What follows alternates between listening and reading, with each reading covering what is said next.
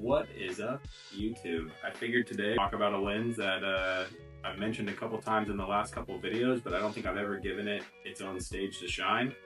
So I figured let's break it down, talk about it a little bit. Should be a little bit of a faster video, but let's get into it. The 50mm 1.8 from Sony.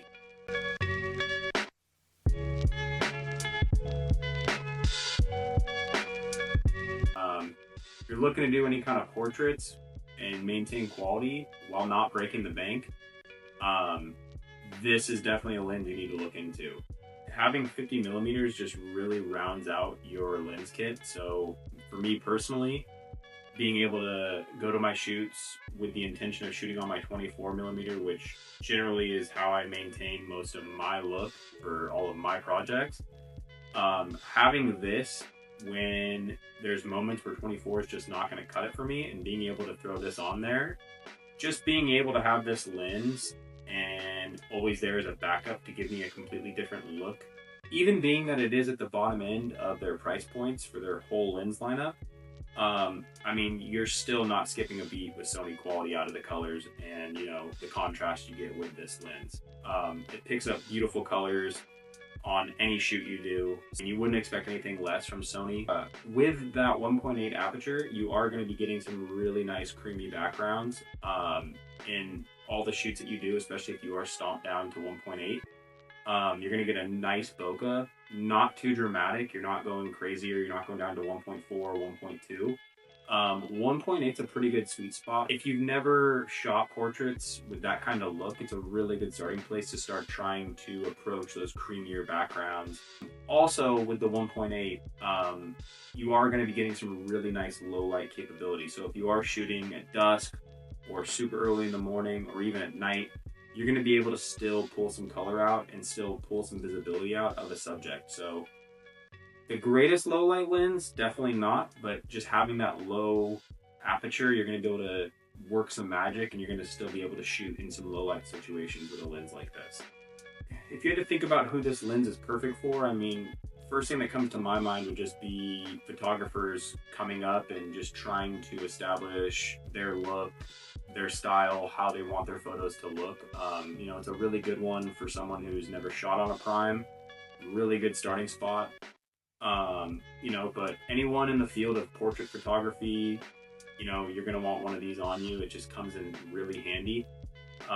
Portrait photographers, even content creators. I mean, I myself have utilized this lens away from portraits a couple times. You know, I've used this lens with a lot of product stuff that I've done. You know, if I'm shooting a product or making a video about a product, you know, this lens is a really good way to get a nice look and a nice field of view on a product being a little bit more zoomed in than my 24mm.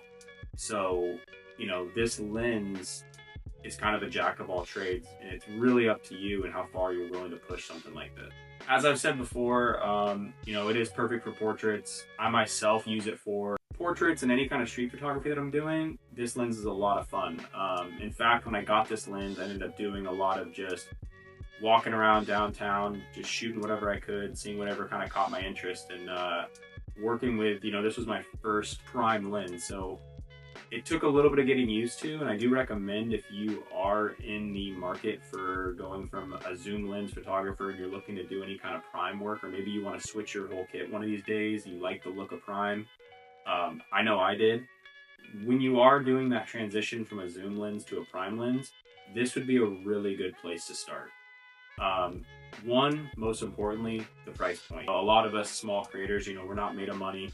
So being able to switch over to prime without spending multiple thousands of dollars for 275 bucks at your local Best Buy, you really can't go wrong with that. On the subject of sharpness, the best way to put it would be it's sharp for the price.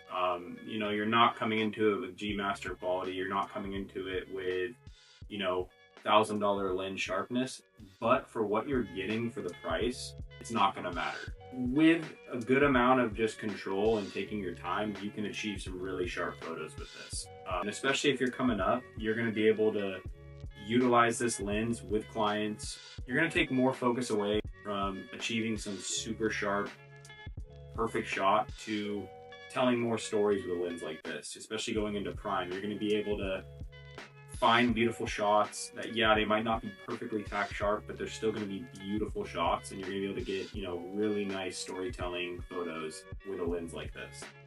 With most things, there's always a but and with this lens, it does have a couple but ands. Not taking away from the enjoyment I've had with this lens. For photos, I've really never had any complaints. So this lens is autofocus. It's not the best, I'm gonna be honest. And if you do look across and when you are doing research, you're gonna see a lot of people talking about just horrible autofocus on this lens. I personally don't think it's that bad.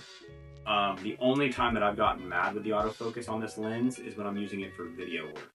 It's a little bit atrocious with it going in and out, and especially for me, how loud it is when it's autofocusing.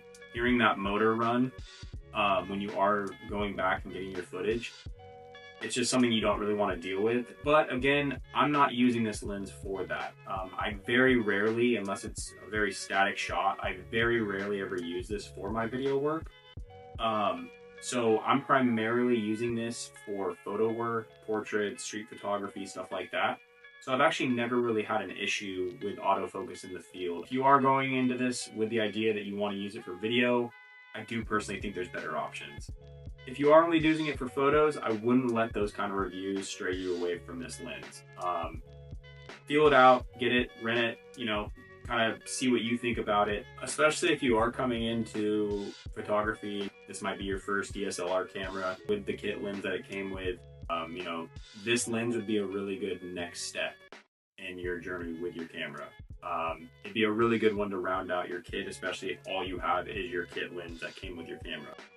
I do appreciate you guys stopping by to hear me talk about my 50mm lens, and if you're able to get your hands on one, let me know what you think. Enjoy and happy shooting, and we'll see you out there, and maybe we'll see you on the next one.